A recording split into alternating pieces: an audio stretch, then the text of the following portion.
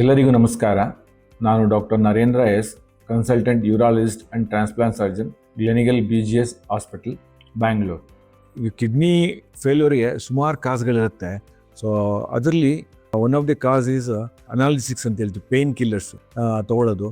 Especially ಈ pain killers ಯಾರು ತೊಗೋತಾರೆ ಕಂಟಿನ್ಯೂಸ್ ಆಗಿ ಅಂತ ಹೇಳಿದ್ರೆ, ಕೆಲವ್ರಿಗೆ ಆಸ್ಟಿಯೋ ಆರ್ಥರೈಟಿಸ್ ಅಂತ ಹೇಳ್ತೀವಿ, ಈ ಕೀಲು ಮಂಡಿ ನೋವು ಬರ್ತಾ ಇರುತ್ತೆ, ಬೆನ್ನು ನೋವು ಬರ್ತಾ ಇರುತ್ತೆ. ಅವ್ರು ಏನು ಮಾಡ್ತಾರೆ, ಓವರ್ ದ ಕೌಂಟರ್ ಮೆಡಿಕೇಶನ್ಸ್ ಅಂತ ಹೇಳ್ತೀವಿ, ಅವರೇ ಹೋಗಿ ಮೆಡಿಕಲ್ ಶಾಪ್ಗಳಲ್ಲಿ ಆ ಮಾತ್ರೆಗಳನ್ನು ಖರೀದಿ ಮಾಡಿ ಡಾಕ್ಟ್ರಿಗೆ ಗಮನಕ್ಕೂ ಬರ್ದಂಗೆ ಏನು ಮಾಡ್ತಾರೆ, ಅದನ್ನ ಡೈಲಿ ಸೇವಿಸ್ತಾ ಇರ್ತಾರೆ. ಅದರಿಂದ ಸುಮಾರು ಅಡ್ಡ ಪರಿಣಾಮಗಳು ಬೀರುತ್ತೆ. ಕೆಲವರಿಗೆ ಗ್ಯಾಸ್ಟ್ರೈಟಿಸ್ ಆಗುತ್ತೆ, ಕೆಲವರಿಗೆ ಹೊಟ್ಟೆ ಕಳ್ಳು ತೂತಾಗುತ್ತೆ, ಪರ್ಫರೇಷನ್ ಅಂತ ಹೇಳ್ತೀವಿ. ಆಮೇಲೆ ಕಿಡ್ನಿ ಫೇಲ್ಯೂರ್ ಆಗುತ್ತೆ. ಕಿಡ್ನಿ ಫೇಲ್ಯೂರು ಅನಾಲಿಸಿಕ್ ಇಂಡ್ಯೂಸ್ ನೆಫ್ರೋಪತಿ ಅಂತ ಹೇಳ್ತೀವಿ. ಸೊ ಅದರಿಂದ ಕಿಡ್ನಿ ಫೇಲ್ಯೂರ್ ಆಗುತ್ತೆ. ಸೊ ಹಂಗಾಗಿ ನಾನು ಏನಂತ ಮನವಿ ಮಾಡ್ತಾ ಇದ್ದೀನಿ ಅಂತಂದ್ರೆ, ಈ ತರ ಈಗ ನಿಮಗೆ ಕ್ರಾನಿಕ್ ಪೇಯ್ನು ಏನೇ ಇದ್ರೂ ಡಾಕ್ಟರ್ ಸಲಹೆ ಮೇರೆಗೆ ನೀವು ಮಾತ್ರೆಗಳನ್ನ ತಗೋಬೇಕು.